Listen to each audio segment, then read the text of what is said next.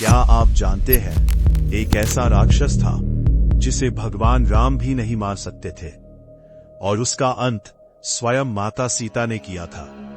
एक समय की बात है, अयोध्या में भगवान श्री राम अपनी राजसभा में विराजमान थे। सभा शांत थी।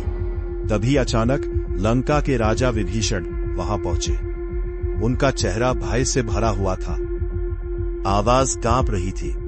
उन्होंने कहा, प्रभु मेरी रक्षा कीजिए, लंका पर एक भयानक संकट टूट पड़ा है। विभीषण ने बताया, कुंभकर्ण का एक पुत्र था जिसका जन्म मूल नक्षत्र में हुआ था। अशुभ समझकर उसे त्याग दिया गया, परंतु प्रकृति ने उसे जीवित रखा। जंगल में मधुमक्खियों ने उसका पालन किया। वह बड़ा हुआ और कठोर तपस्या कर ब्रह्मा जी को प्रसन्न कर लिया। उसे ऐसा वरदान मिला कि उसका वध केवल एक स्त्री ही कर सकती थी। जब उसे अपने कुल के विनाश का पता चला तो उसका क्रोध भड़क उठा। वह पाताल की सेना लेकर लंका पर टूट पड़ा। 6 महीनों तक युद्ध हुआ, लेकिन विभीषण हार गए और अब वह अयोध्या की ओर बढ़ रहा था। भगवान श्री राम हनुमान और लक्ष्मण के साथ पुष्पक विमान से लंका पहुंचे। भीषण युद्ध छिड़ गया। 7 दिनों तक आकाश कांपता रहा, धरती हिलती रही, परंतु मूलकासुर अकेला ही पूरी सेना पर भारी पड़ रहा था।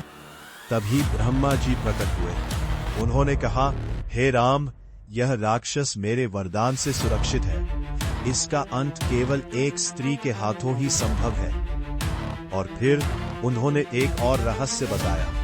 एक ऋषि के श्राप के कारण इसका वध माता सीता ही करेंगी। भगवान राम ने तुरंत हनुमान और गरुड़ को भेजा। माता सीता उस समय पूजा और प्रार्थना में लीन थी। जैसे ही उन्हें संदेश मिला, वे तुरंत चल पड़ी। जब माता सीता को सारी बात पता चली तो उनके भीतर से एक प्रचंड शक्ति प्रकट हुई। उनका रूप बदल गया। वह बन गई चंडी, विनाश की देवी। उनकी आंखों में अग्नि थी और स्वर में गर्जना। मूलकासुर युद्ध भूमि में आया और उस भयंकर रूप को देखकर बोला, तू कौन है? उत्तर मिला, मैं तेरी मृत्यु हूं। युद्ध शुरू हुआ। तीर, अस्त्र, शक्तियां आकाश को चीर रही थी। अंत में माता चंडी ने एक दिव्य अस्त्र छोड़ा और एक ही प्रहार में मूलकासुर का अंत हो गया। पूरा लंका जय माता सीता के जयकारों से गूंज उठा।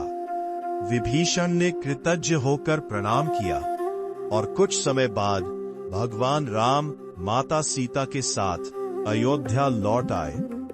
मां ही सृष्टि है, मां ही शक्ति है, और जब अन्याय बढ़ता है तो वही मां विनाश बनकर प्रकट होती है। जय माता सीता।